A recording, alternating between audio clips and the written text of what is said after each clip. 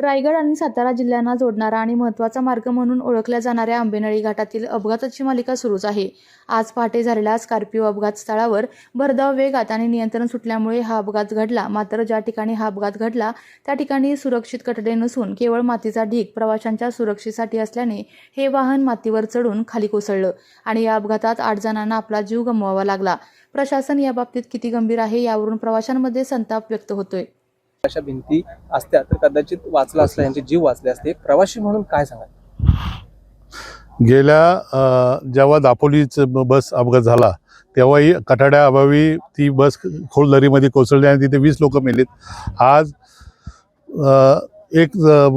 8 तरुणांचा एकदम जीवघेणा असा अपघात झालेला आहे आणि ते 8ही तरुण ह्या अपघातामध्ये खलास झालेत आणि हे निव्वळ हे कठडे आणि संरक्षण भिंती ह्यांचं जे ठेकेदार आहे त्यांनी पण व्यवस्थित काम केलं नाही आणि सर्व तोडून ठेवल्यामुळं हे संपूर्ण अपघात झालेले आहेत आणि प्रशासनाचा पूर्ण दुर्लक्ष आहे। आता पावसाळा येतोय आणि हा संपूर्ण घाट पूर्ण एकदम धोकादायक असा झालेला आहे, तरी प्रशासनाने ताबडतोब लक्ष देऊन हे जे कठडे आहेत क्रॅश बरे आहेत ते दुरुस्त करावे, जेणेकरून लोकांचे बळी टळतील। धन्यवाद। दादा, अपघात घडलाय त्याला कारणीभूत आपण बघितलं तर संरक्षित कठडे, अपुरे बॅरिकेड्स, काय सांगाल एक प्रवासी म्हणून? हो, आम्ही ह्या घाटातून बऱ्याच वेळा नेहमी प्रवास करत असतो। त्याच्यामध्ये संरक्षक कठडे नाहीत, जिथं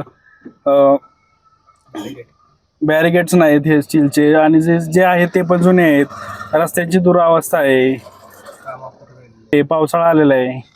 ह्या सगळ्या गोष्टी बघून असं प्रशासन म्हणजे त्याकडे दुर्लक्ष करते जाणीवून। कदाचित जर जिथं अपघात झाला आहे, जिथं 8 जणांचे प्राण गेले तिथून गाडी खाली, तिथं जर बॅरिकेड्स असते किंवा संरक्षक कठडे असते तर त्या 8 जणांचे प्राण नक्कीच वाचले असते।